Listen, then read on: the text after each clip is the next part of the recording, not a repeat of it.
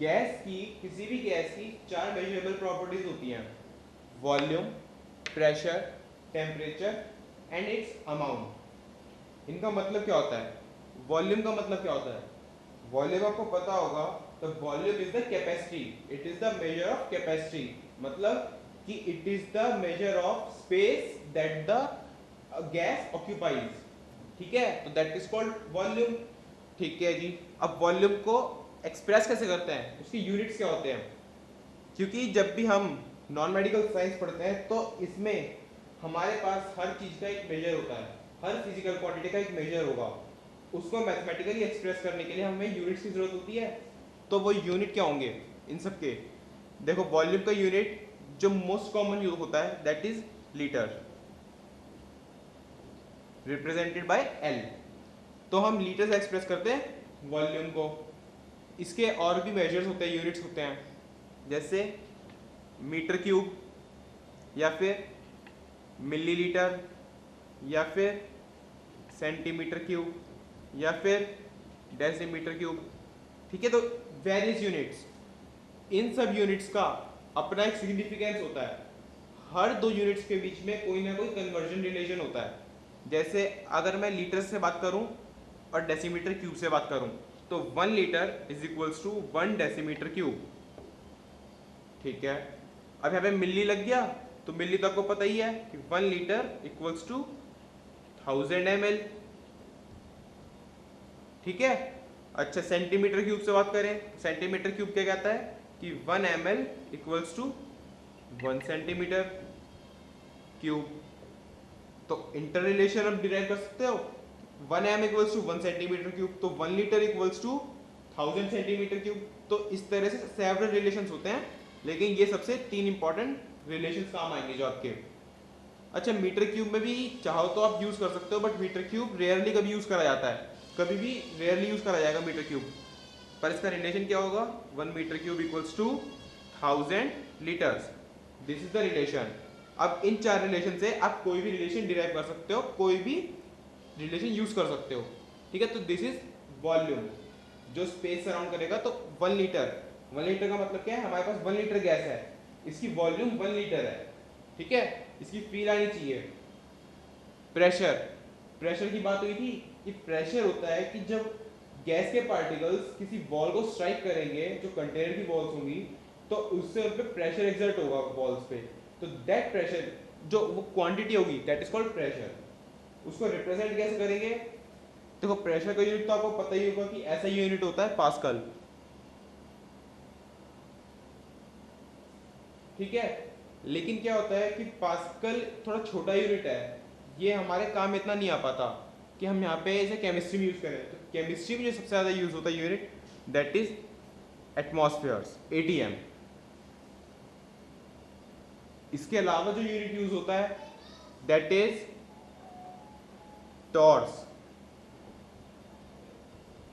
ठीक है, एक और यूनिट यूज होता है that is MM of H G, millimetre of H G. ये 4 यूनिट्स मेन है। पास्कल के बारे में तो आप जानते हो कि ये ऐसा यूनिट है प्रेशर का।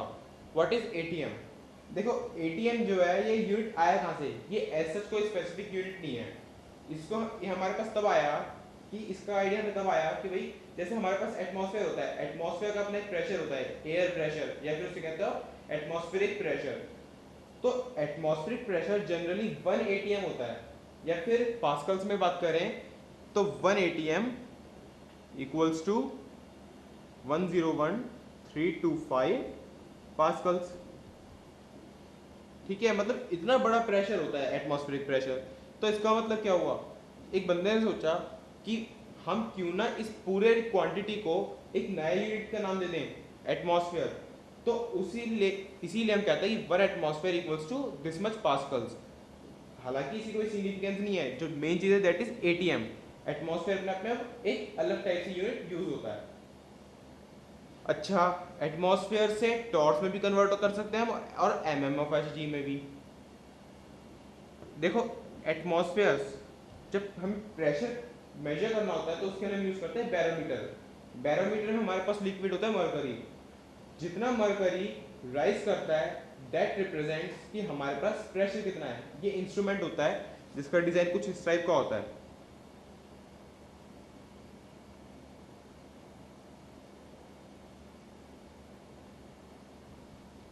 Here we have water, here we have mercury. Now the level of rise of mercury represents pressure, क्योंकि यहाँ से हमारे पास क्या होता है, एटमॉस्फेरिक प्रेशर एक्ट कर रहा है इस लिक्विड पे, और इस ट्यूब में उतना ही लिक्विड राइज करेगा जितना एक्सटर्नल प्रेशर है। तो लिक्विड जो है generally on the sea level 76 mm rise करता है, and that liquid is mercury या फिर Hg। तो इस दिन से इसको हम कहते हैं 760 mm ऑफ Hg। तो इसका मतलब क्या हुआ कि 1 atmosphere equals to 760 mm of Hg। ठीक है, तो इस यूनिट से कंफ्यूज नहीं होना है कि mm ऑफ Hg का मतलब क्या है। अब Hg की जगह कोई और भी लिक्विड ले सकते हैं, वाटर ले लेते हैं, तो उसमें ये 760 नंबर कुछ चेंज हो जाएगा और कुछ खास डिफरेंस नहीं रहेगा बस। लेकिन मेन चीज क्या है कि 1 atmosphere equals to 760 mm of Hg। अच्छा, टॉर्स से बात करें तो टॉर्स के लिए ज़्यादा दिमाग लगाना बेकार है, इसके लिए सीधा रिलेशन याद कर लो 760 टॉर्स। अरे वाह, इससे क्या चीज़ दिखती है कि 1 torr equals to 1 mm of Hg। ये तो बड़ी सही चीज़ निकल कर आई कि 1 टॉर और 1 mm ऑफ Hg एक ही बात है। ये तो याद करने में और आसानी हो जाएगी। लेकिन जो सबसे ज़्यादा यूज होने वाली यूनिट्स हैं that are only 2, atmosphere and mm of Hg। कभी कभी टॉर्स और पास्कल यूज होते हैं, लेकिन ज़्यादातर ATM और mm of Hg he use करा जाता है। Next measurable quantity of a gas is temperature.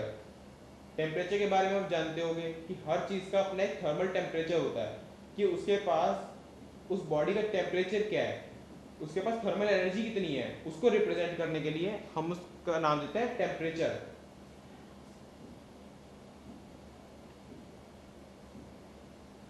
Temperature को रिप्रेजेंट कैसे करते हैं? अभी तक शायद आपने 2 यूनिट्स पढ़े होंगे टेम्परेचर को रिप्रेजेंट करने के लिए, that is degree Celsius and Fahrenheit. लेकिन अब से आप फ़ारेनहाइट को तो भूल ही जाओ, डिग्री सेल्सियस को थोड़ा बहुत याद रखो, लेकिन the main unit is kelvin. It is the most important unit and basically it's ऐसे यूनिट ऑफ टेम्परेचर, और इसे ही यूज करते हैं हमेशा। मतलब वॉल्यूम और प्रेशर में फिर भी कंट्रोवर्सी रहती है कि हम यहाँ पे ये भी यूज कर सकते हैं, ये भी यूज कर सकते हैं, बट टेम्परेचर में हमेशा केल्विन यूज होता है ऑलवेज। तो अगर आपको बाई चांस टेम्परेचर कभी सेल्सियस में गिवन हो और उसे केल्विन में कन्वर्ट करना हो, तो हम ये वाला कन्वर्जन यूज करेंगे। Temperature in kelvin equals to 273.15 plus temperature in degree Celsius. ठीक है, तो इसका मतलब क्या हुआ, जैसे वाटर का मेल्टिंग पॉइंट क्या है 0 डिग्री सेल्सियस, उसको केल्विन कितना होगा, वो केल्विन में हो जाएगा 273.15। तो बेसिकली केल्विन स्केल एक ऐसा स्केल है जिसमें टेम्परेचर कभी भी नेगेटिव नहीं जाता। The next thing is amount, कि गैस की अमाउंट कितनी है।